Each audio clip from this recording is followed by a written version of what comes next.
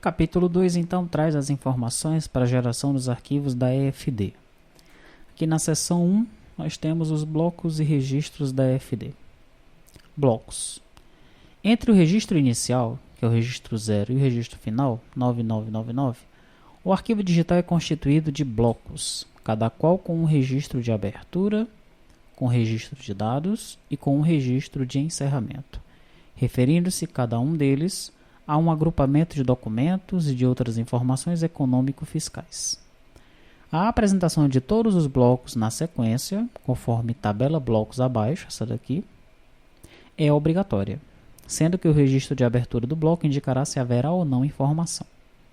Então, aqui está a tabela dos blocos, olha. Bloco 0, abertura, identificação e referências. Bloco C, documentos fiscais, parte 1, mercadorias, ICMS e IPI. Bloco D, documentos fiscais, parte 2, serviços, que tem o ICMS. Bloco E, a apuração do ICMS e do IPI.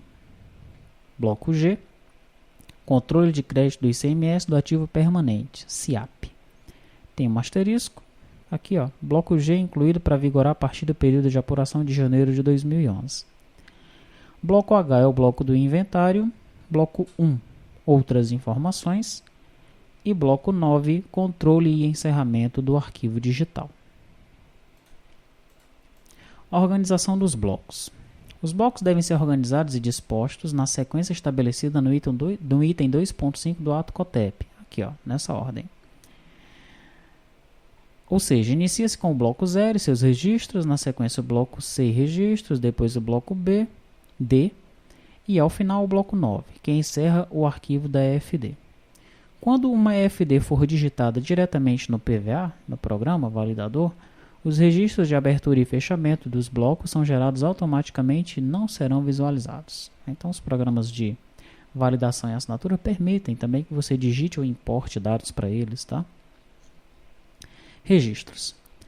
Os registros são compostos de campos que devem ser apresentados de forma sequencial e conforme estabelecido no layout do respectivo registro, com todos os campos previstos independentemente de haver ou não informação a ser prestada naquele campo.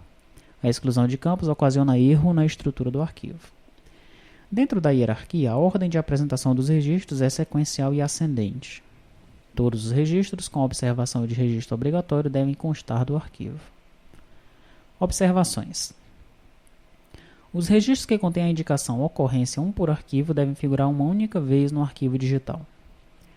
Os registros que contêm itens de tabelas, totalizações, documentos, dentre outros, podem ocorrer uma ou mais vezes no arquivo por determinado tipo de situação. Estes registros trazem a indicação ocorrência vários por arquivo, ocorrência 1 por período, ocorrência vários por período e etc. Um registro pai pode ocorrer mais de uma vez no arquivo e traz a indicação ocorrência vários por arquivo. Um registro dependente, registro filho, detalha o registro principal e traz a indicação 1 para 1 ou 1 para N. A geração do arquivo requer a existência de um registro pai, quando houver um registro filho. Mesma regrinha, praticamente as mesmas regras da ECD, né? São mutuamente excludentes os registros referentes à representação do documento na íntegra e os respectivos registros dependentes, e os registros referentes a resumos do mesmo documento, ou seja, somente uma das ocorrências será aceita, de acordo com o perfil de apresentação da EFD. Não devem ser incluídos na EFD registros para os quais não existam informações a serem prestadas. Por exemplo, registro C110 não deve ser apresentado quando não houver informações no quadro Dados Adicionais da nota fiscal. Organização dos registros dentro dos blocos. Dentro de cada bloco, os registros devem ser dispostos de forma sequencial e ascendente, conforme estruturados. Daí ver tabela de registros da obrigatoriedade da apresentação.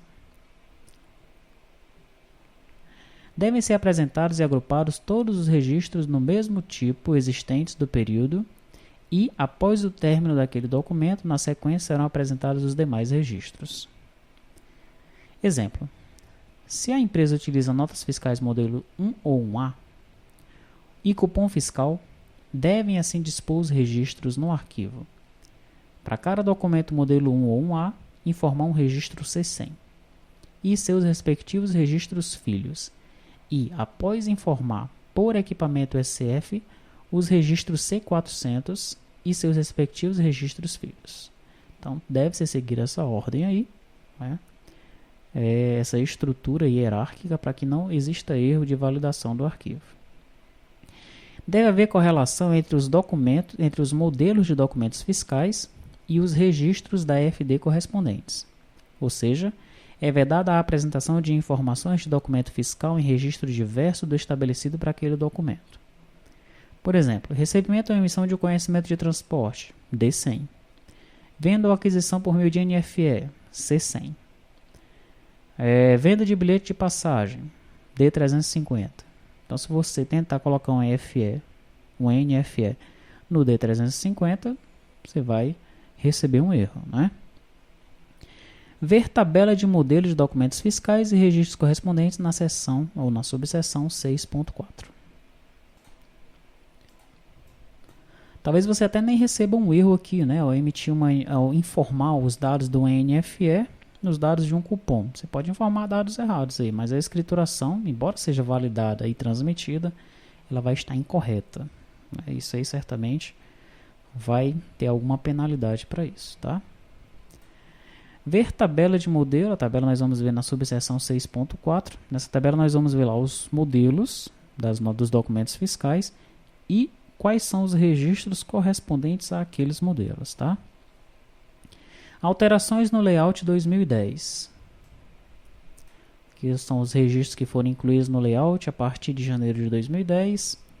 Os campos que foram incluídos a partir de janeiro de 2010.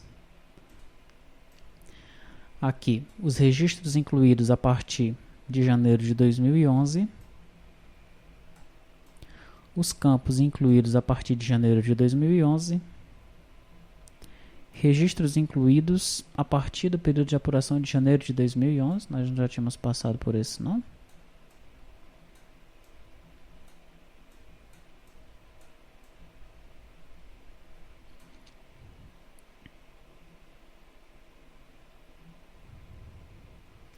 Aqui ele está falando do bloco G, que foi inserido aí a partir de janeiro de 2011.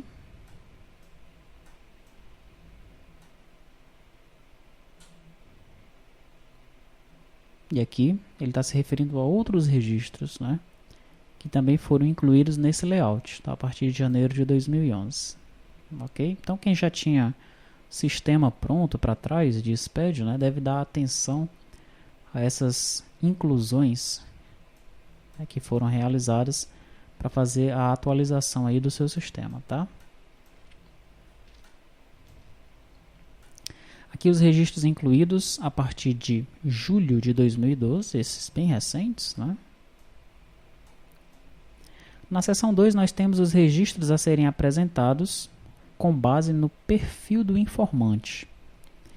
Então observe, os fiscos estaduais determinam o enquadramento do estabelecimento ou dos estabelecimentos nos perfis de apresentação dos arquivos. O preenchimento de registros está condicionado ao perfil de enquadramento das pessoas jurídicas ou produtores rurais, de acordo com as operações de entradas e saídas ocorridas no período.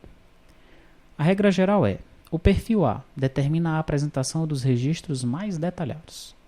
O perfil B trata as informações de forma sintética, totalizações por período, por exemplo, diário e mensal. E o perfil C, embora existente, ainda não foi implementado.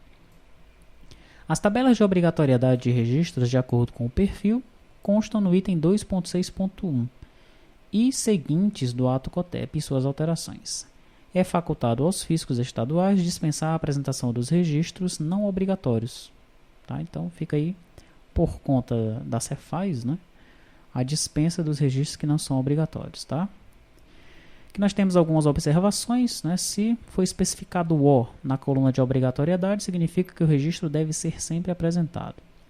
Se for especificado o O em um parêntese com com reticências, né? 3 pontinhos, na coluna obrigatoriedade, significa que quando ocorrer a condição estabelecida, o registro deve ser apresentado. Quando ocorrer a condição, tá? Se for apresentado OC, na coluna obrigatoriedade, significa que o registro deve ser apresentado sempre que houver informação a ser prestada. Se for especificado N na coluna de obrigatoriedade, significa que o registro não pode ser apresentado. Então, nós temos aqui um exemplo. Registro 15 consta OC, ou seja, o registro deve ser apresentado sempre que houver informação, né? Obrigado caso, deve ser isso. Obrigado caso exista informação.